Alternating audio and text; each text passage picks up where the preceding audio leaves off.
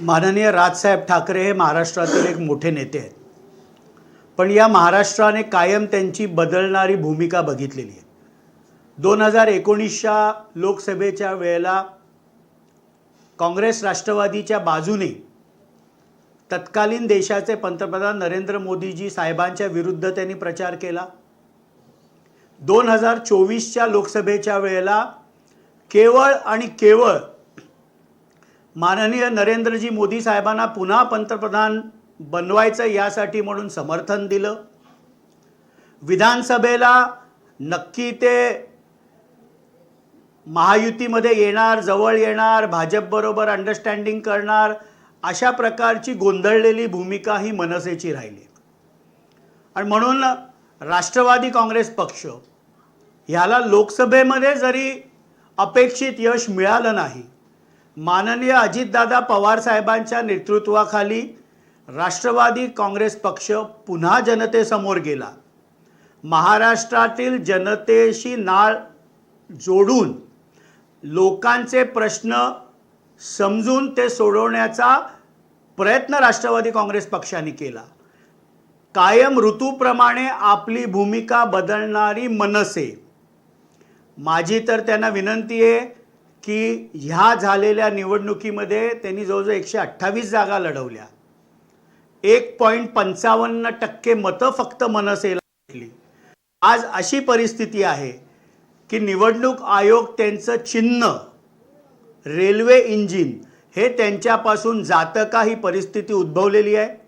त्यामुळे महायुतीमध्ये राष्ट्रवादी काँग्रेस पक्ष ला 42 जागा कशा मिळाल्या याच्यावर चिंतन करण्यापेक्षा आपला पक्ष कसा वाचेल, आपल्या पक्षामध्ये लोक, कार्यकर्ते, पदाधिकारी कसे टिकतील आणि महाराष्ट्रातील जनता आपली भूमिका स्वीकारेल का, याच्यावर त्यांनी आत्मचिंतन केलं तर ते त्यांच्या पक्षासाठी अधिक संयुक्तिक आणि योग्य राहील।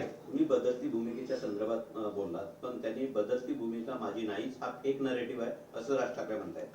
2019च्या लोकसभेची सगळी त्यांची भाषणं बघा, ती काँग्रेस राष्ट्रवादीचे उमेदवार जिथे जिथे होते तिथे तिथे ते प्रचाराला गेले आणि महायुतीच्या विरुद्ध त्यांनी प्रचार केला। माननीय नरेंद्र मोदींनी गुजरातमध्ये केलेला विकास कसा खोटा आहे अशा प्रकारची भाषणं केली।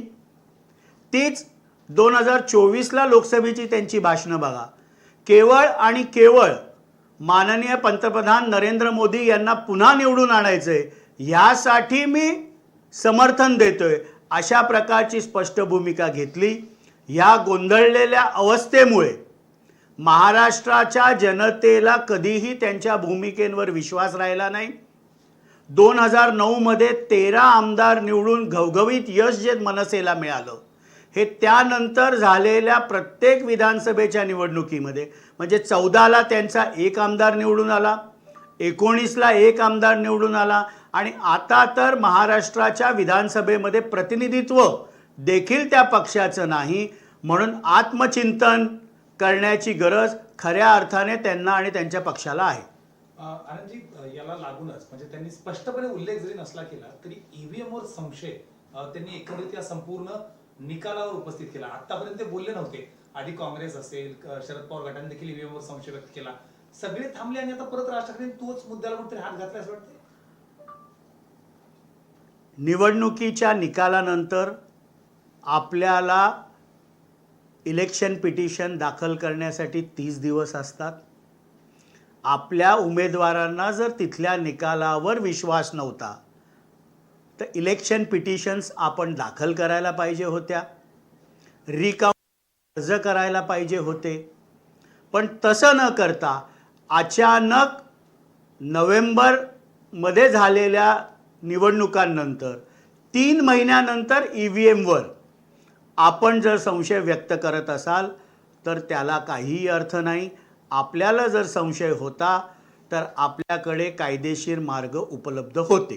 आनंदजी, यालाच लागून त्यांनी दुसरा मुद्दा असा उपस्थित केलाय की बाळासाहेब थोरातांसारखे ज्येष्ठ नेते कसे काय पडू शकतात आणि तुम्ही कल्याणचे माजी खासदार आहात, तिथल्याच राजू पाटील माणसाचे एकमेव आमदार होते, त्यांना त्यांच्याच गावात एकही मत कसं काय नाही।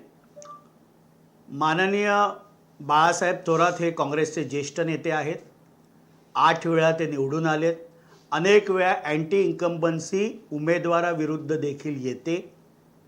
ज्या प्रकारचं वातावरण संगमनेर विधानसभेमध्ये होतं, तिथल्या जनतेने एका नवतरुणाला निवडून दिलं. शेवटी लोकशाहीमध्ये जनतेने जो निर्णय दिला आहे हा आपल्याला मान्य करायचा असतो. आणि कल्याण ग्रामीणमधनं राजू पाटील यांना त्यांच्या गावातनंच एक मत पडलं, अशा प्रकारचा देखील त्यांनी उल्लेख भाषणामध्ये केला. राजू पाटलांकडेही संधी होती इलेक्शन पिटिशन दाखल करायची, रिकाउंटिंग मागायची, ती त्यांनी करायला हवी होती. केवळ EVMवर संशय व्यक्त करून विधानसभेच्या निवडणुकीमध्ये महाराष्ट्राच्या जनतेने आपल्याला संपूर्णपणे नाकारलं. 288च्या त्या विधानसभेमध्ये एक देखील सदस्य महाराष्ट्राच्या जनतेने निवडून दिला नाही. हेच याच्यातलं सत्य आहे. आनंदजी, याला लागूनच आज त्यांनी उल्लेख असा केला की मोदी किंवा शहा ज्यावेळी आत टाकींची भाषा करतात त्यावेळी ज्यांच्यावर आरोप केलेले असतात, मग ते अजित पवारांचा खास करून उल्लेख, नाव घेतलं नसलं तरी सारांश तोच दिसतोय की आत टाकेल म्हणजेच मंत्रिमंडळात टाकेल. आधीच सिंचन घोटाळ्याचे आरोप आणि त्यानंतर मंत्रिमंडळात सामान घेतलं. पुन्हा एकदा डिवचले अजित पवारांच्या या सगळ्या. नाही, शेवटी त्यांची देखील ईडीची चौकशी लागली होती.